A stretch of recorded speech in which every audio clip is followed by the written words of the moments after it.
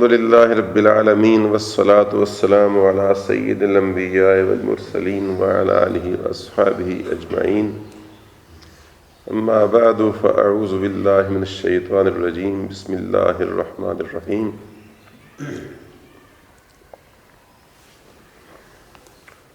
هو الله الذي لا إله إلا هو آمنت بالله صدق الله العظيم. یہ کلمہ جو هو اللہ سے شروع ہو رہا ہے، یہ آیت الکرسی کے ابتداء میں بھی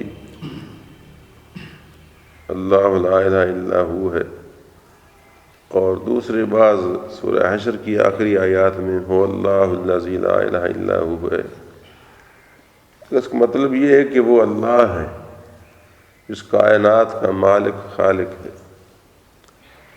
اور کوئی معبود نہیں عبادت کے لائق مگر وہ.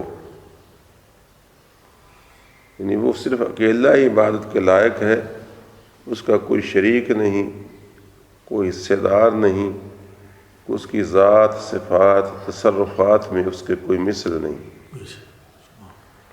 اس کو عقیدہ توحید کہتے ہیں، اور یہ سب سے بنیادی عقیدہ ہے.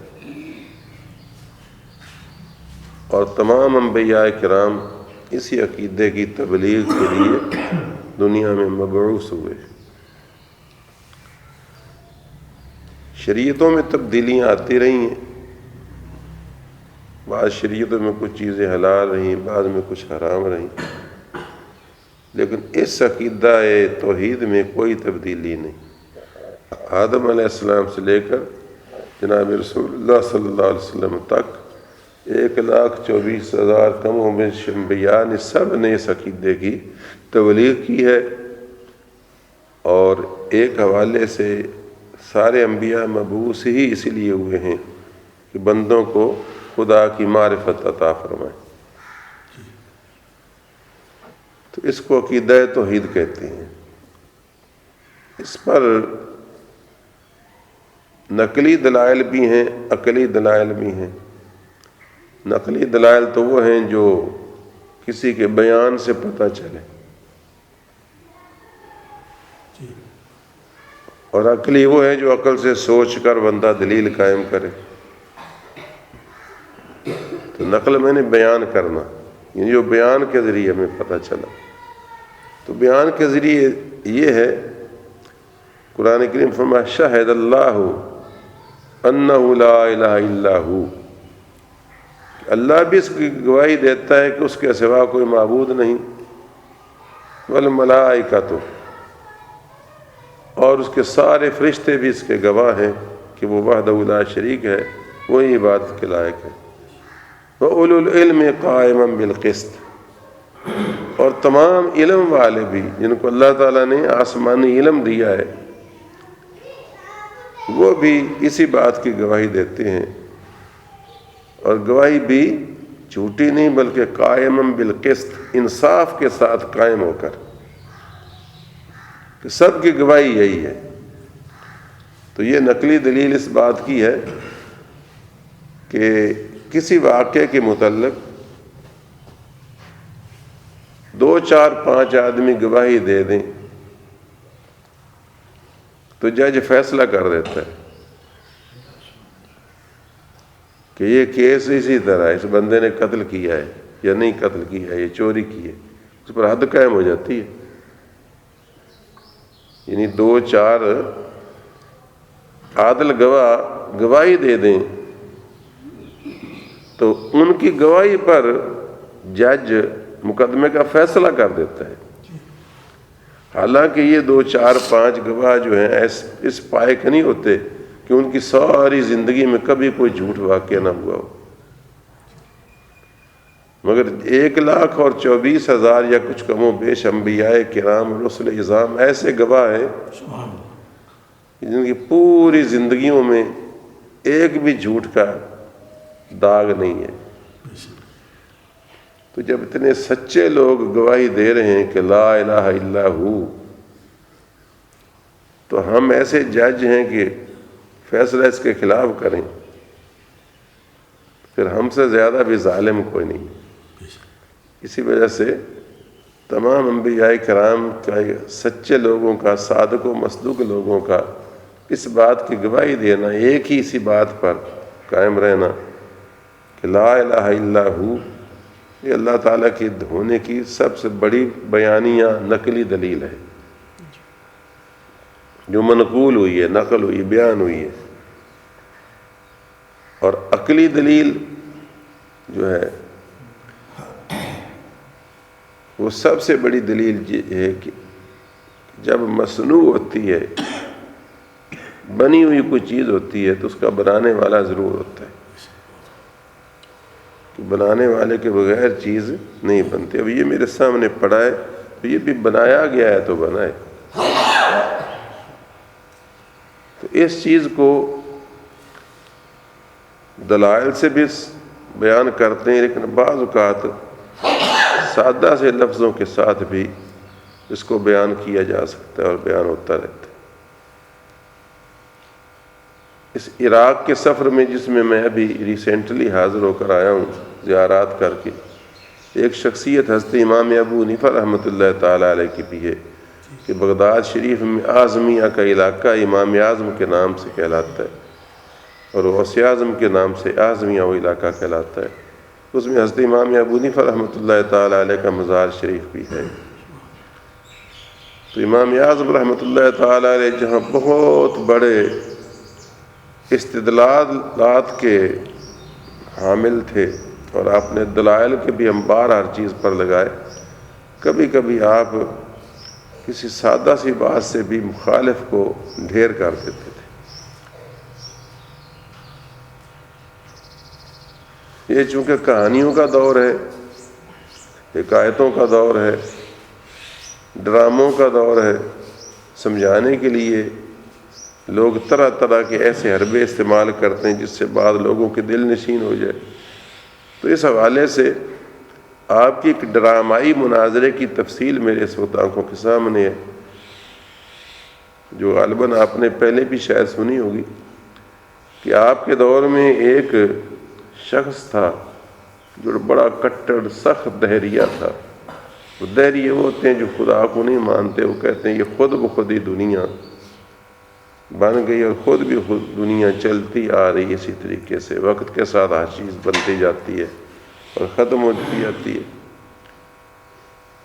تو اس نے آپ کے ساتھ مناظرہ رکھا تھا، یہ آپ کی زندگی کی بات ہے، اور پورے شہر بغداد میں اس کی بڑی ہی ایڈورٹائزمنٹ ہوئی اور مقابلے کا فیلڈ بنا، اس میں دنیا جمع ہوئی، بڑے بڑے عمراء، وزراء اور عوام اور خواص جمع ہوئے کہ بھائی بغداد کا بہت بڑا دہریہ ہے اور اس کا امام ابو حنیفہ کے ساتھ مناظرہ ہے، وہ ثابت کریں گے کہ خدا ہے اور وہ ثابت کرے گا خدا نہیں ہے۔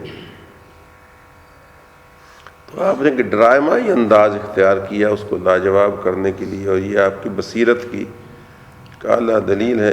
اس سے آج ہم بہت سارے لوگ استفادہ کرتے ہیں اس قسم کی دلیلوں کے ساتھ، مگر جس نے سب سے پہلے ایسی دلیل پیش کی جو عقلی اور ڈرامائی انداز میں اس کو لاجواب کر دے، وہ امام ابو حنیفہ کی ذات ہے۔ مناظرہ رکھا گیا تو حضرت کا علاقہ چونکہ دجلہ کے پار ہے، تو مقررہ تاریخ پر معینہ میدان میں یا جگہ پر لوگ جمع ہو گئے اور منتظر ہو گئے۔ ٹائم مقرر تھا مثلا 9 بجے کا، آپ نہیں پہنچے، 9 بجے تک نہیں پہنچے، سب دیکھ رہے تھے، اور ظاہر ہے کہ اس کے جو فیور کرنے والے لوگ تھے وہ شور مچا رہے ہوں گے کہ دیکھو بھاگ گئے میدان سے، بھاگ گئے۔ آپ جانتے ہیں تو مخالف تو خواہ مخواہ اچھالتے ہیں بات کو، چنانچہ اب جب انتظار کرتے کرتے کوئی 10 15 20 منٹ آدھا گھنٹہ لیٹ ہو گیا اور لوگ یہ یقین کرنے پر مجبور ہو گئے کہ بس وہ نہیں آتے، وہ جو مقررہ ٹائم پر ہی نہیں آئے، اس کا مطلب ہے کہ میدان چھوڑ گئے۔ تو عین جب کہ وہ ڈسپرس ہونے کو تیار تھے، بکھر جانے کو تیار تھے، تو اچانک دور سے آپ ان کو آتے ہوئے دکھائی دیے۔ ٹھہرو یار، وہ آ رہے ہیں۔ خیر اپنے بھی خوش ہوئے اور بیگانے بھی الرٹ ہوئے کہ یہ تو وہ آ رہے ہیں ابھی. خیر آپ آ گئے تو ظاہر پہلا سوال صاحب نے یہی کرنا تھا کہ جناب آپ نے ہمیں اتنا انتظار کروایا، آپ بھاگ گئے، آپ کی نہیں ضرورت تھی. تو یہ خاص طور پر جو مناظر تھا اس نے تو آسمان سر پر اٹھا لیا کہ یہ ہیں آپ کے امام جو وقت پر ہی نہیں پہنچے اور ان سے کیا امید کی جا سکتی ہے. اور فلاں تو حضرت نے فرمایا کہ دوستو تم میری بات تو سن لو نا، ہوئی تاخیر تو کچھ باعث تاخیر بھی تھا، تو وجہ تو پوچھ لو. کہا ہاں جی آپ وجہ بتا دیں کیا وجہ ہوئی. فرمایا بات یہ کہ میں تو آ رہا تھا اور دریا دجلہ کنارے پہنچا تو اتفاق سے کشتی موجود نہ تھی. اب میں بڑا حیران پریشان کھڑا دریا کے کنارے سوچنے لگا کہ کیسے میں پار جاؤں. تو میری اچانک حیرت کی انتہا نہ رہی کہ اچانک میں جہاں کھڑا تھا وہیں پاس ہی ایک درخت اگ آیا اور میرے دیکھتے ہی دیکھتے بڑا ہو گیا. اور پھر وہ جناب خود بخود چر گیا اور اس کے پھٹے تیار ہو گئے. اور پھر میں حیرت زدہ تھا کہ وہ پھٹے آپس میں جڑتے گئے، اس میں کیل خود بخود ٹھونکتے چلے گئے اور اس نے ایک کشتی کی شکل تیار کر لی. اور پھر پتہ نہیں اللہ جانتا خود بخود ہی وہ کشتی اچھلی اور اس کے اندر جا پڑی درخت اپنے دریا کے، اور پھیرے لگانے لگی، کبھی ادھر جاتی کبھی ادھر آ جاتی، ادھر سے کرایہ وصول کرتی کرایہ سواریوں سے، ادھر سے کوئی اس میں ملاح بھی نہیں تھا. تو میں بھی جب وہ واپس جانے میں بھی اس میں سوار ہو گیا اور ادھر آ گیا. اب میں تھوڑا سا اس وجہ سے لیٹ ہو گیا ہوں تو آپ نے آسمان سر پر اٹھا لیا. تو بے اختیار وہ دہریہ بولا لو سن لو جی یہ آپ کے امام صاحب کا ساری دماغ ہی پھر گیا. ایسے ہی ہوتا ہے جب مد مقابل طاقتور ہو اور بندے کے پلے کچھ نہ ہو تو وہ لاجواب ہو کر ایسی آئیں بائیں شائیں باتیں کرتا ہے. بھلا ان کی بات سنی، ان کی یہ مناظرے کے قابل ہیں؟ انہوں نے کہا آپ نے فرمایا کیوں میں مناظرے قابل کیوں نہیں؟ انہوں نے کہا کہ یہ کیسے ہو سکتا ہے، اتنی دنیا بیٹھی ہے، دیکھو بھی کبھی ایسا آج تک دیکھا یا سنا ہے کہ خود بخود درخت بن گیا ہو اور خود درخت بڑا ہو گیا اور خود چر گیا ہو اور پھٹے تیار ہو گئے اور کشتی خود بخود بن گئی ہو اور دریا میں چلنے لگے اور آنے جانے لگے. اس سے زیادہ سفید جھوٹ کون سا ہو سکتا ہے؟ تو آپ نے اس کو اسی بات پر یکس کر لیا. فرمایا کہ دیکھو بس میرا موقف ثابت ہو گیا کہ یہ کمیونسٹ سکالر صاحب جب یہ تسلیم کر رہے ہیں کہ ایک درخت خود بخود نہیں ہو سکتا، ایک درخت خود بخود اکھڑ نہیں سکتا، چر نہیں سکتا، تختے تیار نہیں ہو سکتے، کشتی نہیں بن سکتی، خود بخود کشتی پانی میں نہیں چل سکتی، اس کے آنے جانے اور چلانے میں کسی کا ہاتھ ہوتا ہے، اس کے کرایہ وصول کرنے والے ہوتے ہیں. جب یہ ایک معمولی سی ایک چیز کے قائل نہیں ہو سکتے تو اتنے بڑے کارخانہ قدرت جس میں چاند نکل رہا ہے، سورج ڈوب رہا ہے، تارے نکل رہے ہیں، یعنی موسم بدل رہے ہیں، درخت اگ رہے ہیں، پہاڑ کھڑے ہیں، سمندر دریا چل رہے ہیں، بہہ رہے ہیں، اور اس میں تارے اور نظارے اور انسان کی پیدائش اور کروڑوں کی تعداد میں مخلوقات اور ہر قسم کی مخلوقات، اس کے ہر قسم کی مخلوقات کی ضروریات، ان کی اغذیہ اپنی مختلف علیحدہ ان کی پیداوار. تو یہ سارے کا سارا اتنا بڑا سسٹم بغیر کسی چلانے والے کے کیسے چل سکتا ہے؟ تو یہ میری بات چھوڑیں، یہ اپنی عقل کی خیر منائیں. بس جناب آپ کا یہ زور کے ساتھ دلیل بیان کرنا تھا کہ دہریہ صاحب لاجواب ہو گئے اور شور اٹھا کہ ابو حنیفہ زندہ باد، امام اعظم زندہ باد. تو آپ نے اس کو اس دلیل سے ہی لاجواب کر دیا. تو یاد رکھیے آپ کے پاس سب سے بڑی نقلی دلیل انبیاء کرام کی گواہی ہے کہ اتنے صلحاء اور صادقین اللہ کے ہونے کی گواہی دے رہے ہیں اور وحدہ لا شریک ہونے کی. اور سب سے زیادہ عقلی دلیل یہ ہے کہ مصنوع جو ہے کوئی بنی ہوئی چیز، کوئی عمارت ٹھیکے دار کے بغیر، مستریوں کے بغیر نہیں بنتی، تو اتنی بڑی کائنات کو بغیر کسی بنانے والے کے تسلیم کرنا، اس سے زیادہ بڑی جہالت کی بات کوئی نہیں ہوگی۔ لہٰذا ہمارا یہ عقیدہ توحید الحمدللہ برحق ہے، اور سب پڑھو اشہد اللہ الہ الا اللہ وحدہ لا شریک لہ واشہد ان محمدا عبدہ ورسولہ وآخر دعوانا الحمدللہ رب العالمین۔